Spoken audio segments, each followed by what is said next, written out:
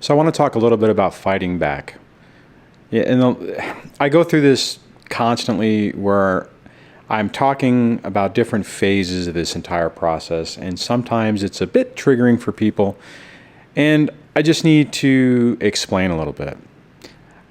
You know, a lot of people talk about you have to fight back, and you got to hold them accountable, and you have to, basically have to stand your ground on issues that are important to you. Now that can get a little confusing whenever I'm talking about, letting things go, picking your battles and stuff like that. And it can appear as though that I've just let everything go and haven't ever fought back. And that's not true at all.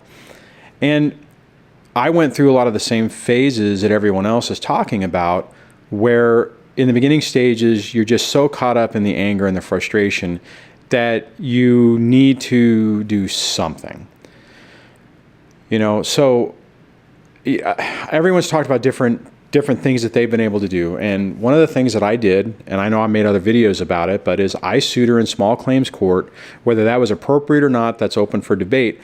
But that was the one thing that I finally, because I had had enough, I just couldn't take it anymore. The fact that I kept getting these collection notices, that she wouldn't talk to me about paying her half of the medical bills, that it was driving me crazy. And every time it happened, it just really burrowed under my skin. Now, there were people during that time period who would tell me, just let it go, just pay for all of it. It's not worth the hassle. And it really, it was one of those things that I just couldn't do. Now, keep in mind that the entire duration of the divorce up to this point have been this constant battle about medical bills, about, either getting those collection notices on bills I didn't even know about, or me trying to get her to pay her half of what she was supposed to. And inevitably, it was either I got ignored, no response, never got any payment or anything, and it was incredibly frustrating. Now, I got to the point where I needed to do something. I just couldn't let it go, right? I just couldn't. Honestly, I know what my advice would be if I left a comment to myself, basically, saying, hey, look, I got these bills and they're not doing anything. I have to do something. I'm trying to let it go, but I can't. I know what I would say, because I always tell people that, you have to do what's right for you. And sometimes you have to fight back. Sometimes you have to pick your battle and fight it. And if that's what you have to do, that's what you have to do. And that's exactly what happened with me. I had to do something. I knew I couldn't take her back to family court because I didn't have the money for an attorney, and I was worried about what would come out of it, because I know that that's Pandora's box. As soon as you go back into family court, everything is opened back up, and you don't know what's going to happen. I've known friends of mine who've gone to family court trying to get something fixed, and while they're there, they're like, well, while we're here, let's reevaluate child support, and they walk out owing hundreds of dollars, or if not thousands of dollars more than what they were paying before. And I didn't want to risk it.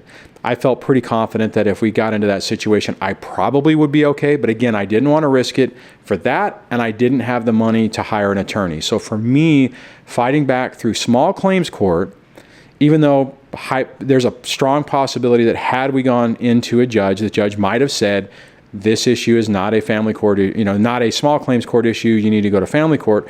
But I was tying it in with just the payment, just the contract, quote unquote, of the original court order that she was supposed to pay her half. And that's the only thing I was worried about. I didn't care about anything else.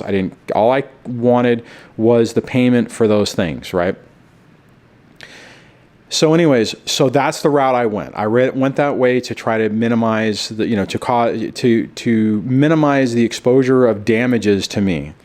Now, technically, had it gone the way I just explained, if I would have went and the judge would have said, this isn't appropriate, I'm throwing this out, don't ever bring this back, that could have had the converse effect of enabling her to continue to do what she was doing, knowing that I would have to come up with money and take her to court. But fortunately what happened in this situation, we went back and forth. She wasn't going to agree to anything. I'm finally like, okay, fine. We'll go in front of the judge. It basically came down to, all I want you to do is going forward to pay your half and follow the court order. Right.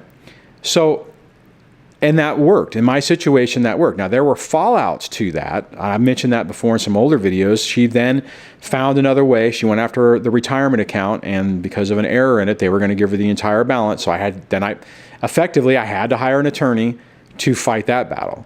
So, and now we never actually ended up in court on that. We finally settled after about a year of going back and forth and playing the, kind of like having a whole nother divorce on division of property and assets, which was frustrating, but that was the consequence of it. However, to go back to the original point, ever since then, she has paid her half of all the medical bills.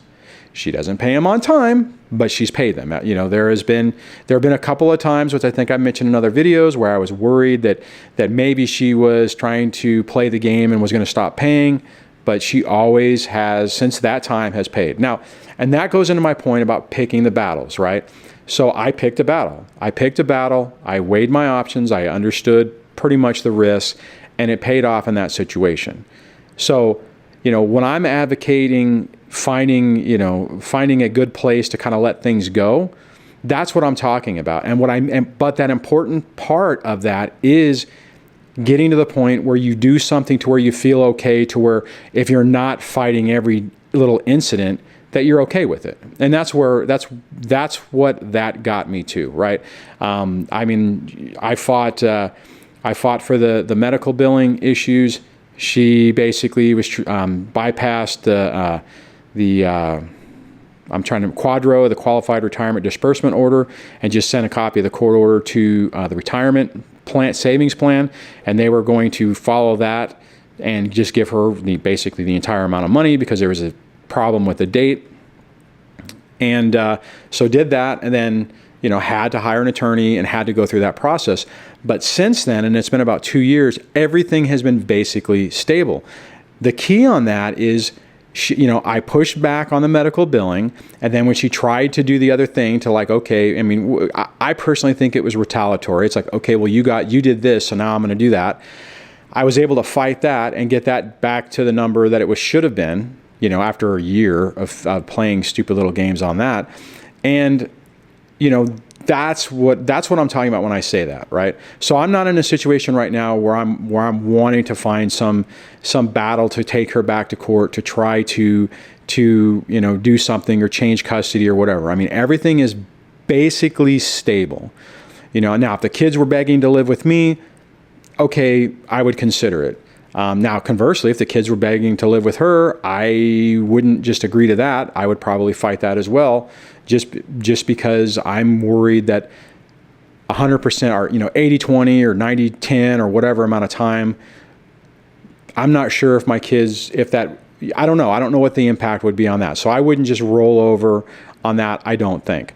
But the point is, you have to fight what you have to fight. If you feel passionate about the situation you're in and them getting away with stuff, and you cannot let it go, if you cannot, leave that behind and, move on with your life, and you have to do something, then you have to do something with it. And the risk is you could lose, right? You may win. There's a lot of people who have pushed back on things and they've won. Picking your battles and picking the battle that you have the best chance of win is very important. But at the end of the day, you have to realize it. And if you go, and so here's the thing, if you fight it, like for instance, when I fought the small claims court thing, I had in my mind what I thought the worst case scenarios would be. Maybe I was wrong, maybe I was right, I don't know. But I had in my mind, okay, if this goes badly, this is what I think would happen, and I'm okay with it, right? Now, I know I wouldn't have been happy, right? If something would have happened and it would have went badly and wouldn't have been in my favor, then obviously that emboldens the person, because they feel, then they get a real tangible victory, which empowers them even more and makes it even worse. You guys who've been through this know that. And I had to be ready for that. I had to be prepared for it. Now, did it go exactly the way I wanted to go when I did the small claims court thing? No. Did I get enough out of it to get a victory? Yeah, because ultimately what I wanted was her to start paying her part of the bills, and she did. Now, had she not, then I would have had to take her back. I would have actually, what I was planning on doing, because of our stipulated agreement, our binding agreement, I would have taken her back to court. That's what it was. If the agreement didn't hold up, I had the right to take her back to court and continue right where we were. And, so that didn't happen. And probably she got advice saying, hey, the court order does say you're supposed to do this, so you probably need to, not play this game going forward, and she hasn't. So on that, that's what I'm talking about. And when I'm talking about, me not fighting or finding more of a spot to move on, that's what I mean.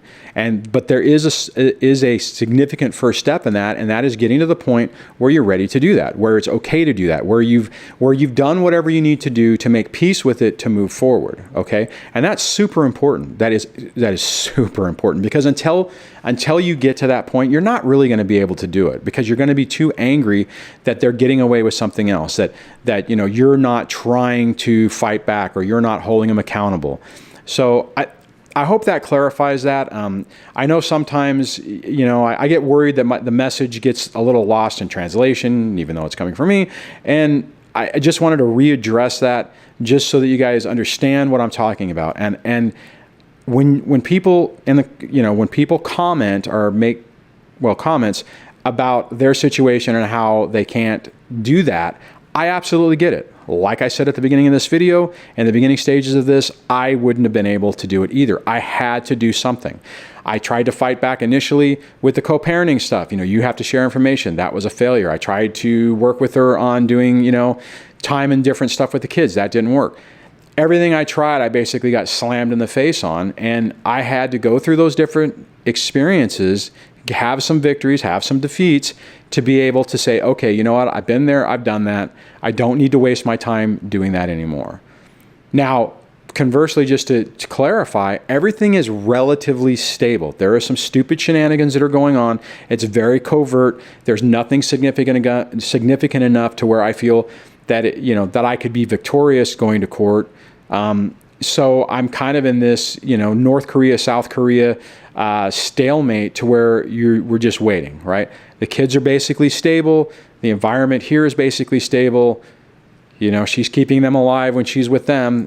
So it's like one of those things where I think even if I tried to push for full custody with the age of my kids and where they're in the middle, I think that they would probably side with their mom, and it wouldn't accomplish what I wanted it to accomplish. Now, if something changes in the future, then that's different. If she tries to do something different to come after me in court or do something, then that's something different. She's finished college and is supposed to be looking for work. At some point, whether she gets a job or doesn't get a job, then I'm going to have to make the decision on whether or not I'm going to go to court to have support reduced because she's choosing not to work. California has, I guess, in the last couple of years changed the requirement, or not the requirement, but their view on that if you're an able-bodied human, you need to work. You don't get to just stay home and have the other person pay you, which is great. But in looking at it, there's a long process to go through that, which ultimately ends up in going to court. So, it's one of those things where it's like, at some point, I will probably make the decision potentially to do that. I mean, obviously, if she starts working, then that absolutely would reduce child support. And, it's just a matter of gauging it each day at a time. Right now, I'm just enjoying the time I have with the kids, trying to maximize the most amount of positive things I can in my life, keep her in the black hole, and be prepared in the event that I do need to fight something. So I hope that provides some clarification. If it doesn't, leave your questions or comments down in the comment section below. I know I've been a little slow in getting back on comments. A lot of stuff's going on. I've actually thrown my back out again, so that's just getting annoying. But so anyone, give me cross your fingers or say a prayer or send good vibes my way to hopefully get that thing, get my back healed up and working, because right now it actually hurts. So on that, if you like the video, give it a thumbs up. If you like the channel, please subscribe. If you haven't gone over to the website at dadsurvivingdivorce.com and sign up for the newsletter, please do that. That list is growing, and that's great. I'm glad to see some movement on that, and I will chat with you guys later. Take it easy. Bye.